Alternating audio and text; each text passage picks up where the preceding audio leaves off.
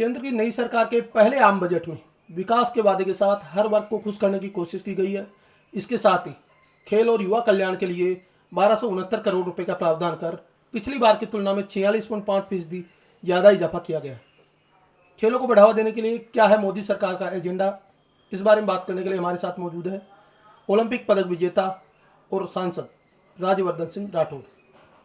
Sir, जो इस बार budget में जो खेलों के लिए एक्स्ट्रा एलोकेशन किया गया है, इससे कहीं ना कहीं युवा प्रतिभाओं को आगे लाकर जो टैलेंट हंट है हेल्दी इंडिया का, उसको आगे बढ़ाने की कोशिश की गई है, क्या कहें? पूरा देश जानता है, पूरी दुनिया जानती है, आर्थिक हालात हर जगह मुश्किल है, लेकिन उसके बावजूद आप देखेंगे कि कई जगह जहां बजट को वही रखा गया है जो पिछली बार था, खेलों में उसका बहुत ज़बरदस्त इजाफा हुआ है। तकरीबन 50% तक उसका इजाफा करा गया है।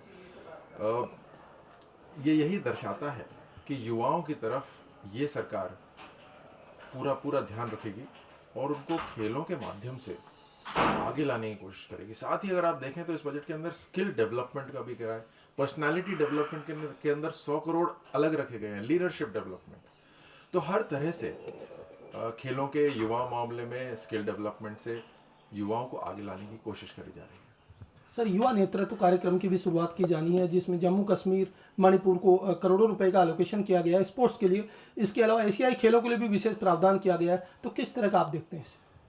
खेल हमेशा दिलों को जोड़ते हैं। आप देखिए कॉर्पोरेट सेक्टर भी आजकल जो अपनी मीटिंग्स करते हैं वो गोल्फ कोर्स में करते हैं। तो उसको ध्यान में रखते हुए न केवल हमें स्पोर्ट्स में एक्सेलेंस पानी है कि ओलंपिक खेलों में अच्छा प्रदर्शन करें, एशियड में अच्छा प्रदर्शन करें, बाकी खेल के माध्यम से दिलों को जोड़ें।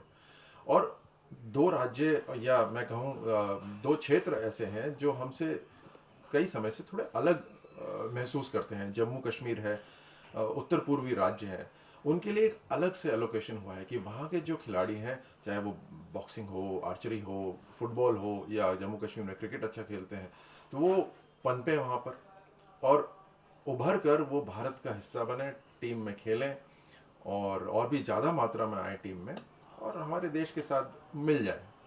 सर, स्पोर्ट्स स्किल को बढ़ावा देकर जो टैलेंट हंट है, गांव में रह जाता, आगे नहीं आ पाता, उसको बढ़ावा देने के लिए भी विशेष प्रावधान किए गए। किस तरह का कदम है ग्रामीण भारत के जो युवा है उनको खेलों के जरिए आगे बढ़ाने की दिशा में? मैं ये मानता हूँ कि हाँ, बाकी सारी जो मंत्रालय हैं बहुत ज़रूरी है, लेकिन जब युवाओं की जो बात आती है, खेलों की जब बात आती है, तो ये हमारा भविष्य है। अब इसके अंदर न केवल कभी कभी बजट की कभी कमी होनी चाहिए, बल्कि जोर इतना ज़बरदस्त होना चाहिए ताकि युवा जो हमेशा ऊर्जावान होते हैं वो आगे बढ़ें और देश का भविष्य बना सकें, चाहे वो खेलों में हो, चाहे वो अपने स्किल डेवलपमेंट से हो, चाहे लीडरशिप क्वालिटी से हो, चाहे रोजगार को जोड़ने से हो। तो इन सब को जब हम एक साथ लेंगे तो उसी लिए ये बजट में रखा गया है कि आप अलग अलग कैंप लगाएं, शिविर लगाएं, उनका लीडरशिप डेवलपमेंट की क्वालिटीज़ लेकर आएँ, टैलेंट हंट लेकर आएँ, ताकि जो उभर रहे हैं उनको हम और अपॉर्चुनिटी दे सकें। सर, 2010 कॉमनवेल्थ में हमारा ओवरऑल सेकंड पोजीशन थी, अब ग्लासगो में होने जा रहे हैं जुलाई में। किस तरह की पोजीशन आप मान रहे हैं? ये खेलों के अंदर तो उतार चढ़ाव चलता रहता है, लेकिन हाँ, जिस तरह से अभी तक अच्छा प्रदर्शन करती आई है भारतीय टीम, राष्ट्रमंडल खेलों में भी अच्छा प्रदर्शन करेगी। एक थोड़ा सा फर्क है, पिछली बार से इस बार में थोड़ी रूल्स में तब्दीली हुई है, कुछ इवेंट्स में कमी हुई है। तो जिस तरह शूटिंग के अंदर पिछली बार पदक काफ़ी आते थे क्योंकि इवेंट ज़्यादा थे, इस बार इवेंट कम कर दिए गए हैं। तो उन जो मेडल्स की मात्रा जो हमेशा हम जीतते थे उसमें थोड़ी सी कमी होगी। अब जहाँ वो कमी होगी तो ओवरऑल टैली के अंदर शायद भारत की पोजीशन चेंज हो, लेकिन उम्मीद यही है, हम सबकी आशा यही है कि सभी भारतीय खिलाड़ी अपने पूरे मन से वहाँ खेलें। बाकी उतार चढ़ाव तो चलता रहता है। सर, अब आप सांसद बन के नीति निर्धारण के कामों में आपकी भागीदारी रहेगी। ग्रामीण जो क्षेत्र है उसको आप रिप्रेजेंट करते, तो वो जो गाँव में जो खेल प्रतिभा है उनको आगे बढ़ाने के लिए क्या आपके जहन में एजेंडा होगा ताकि उनको आगे एम्प्लॉयमेंट मिले और खेल के जरिए वो अपना करियर बनाए?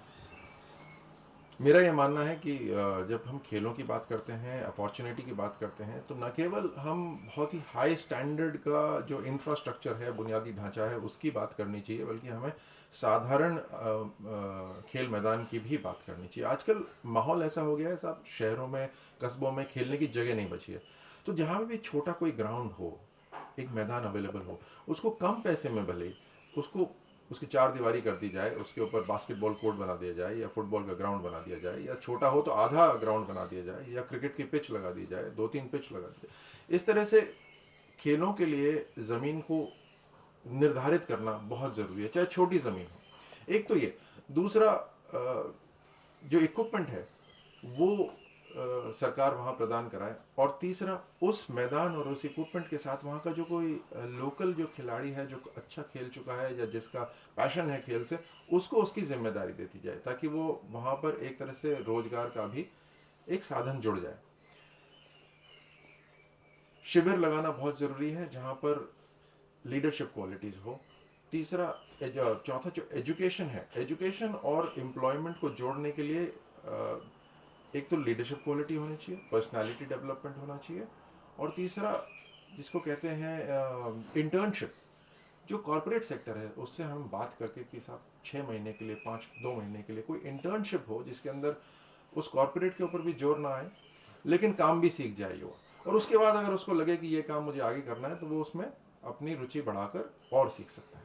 तो ये थे ओलंपिक पदक विजेता और सांसद राज्यवर्धन सिंह राठौर, जिनका मानना है कि सरकार ने पिछली बार की तुलना में इस बार बजट में 46.5% का जो एक्स्ट्रा एलोकेशन किया है, उससे न केवल खेलों को बढ़ावा मिलेगा बल्कि खेल अकादमियों के गठन से ग्रामीण प्रतिभाओं को भी आगे आने का अवसर मिलेगा। कैमरामैन योगेश कुमार के साथ OP Yadav, DD news, Delhi.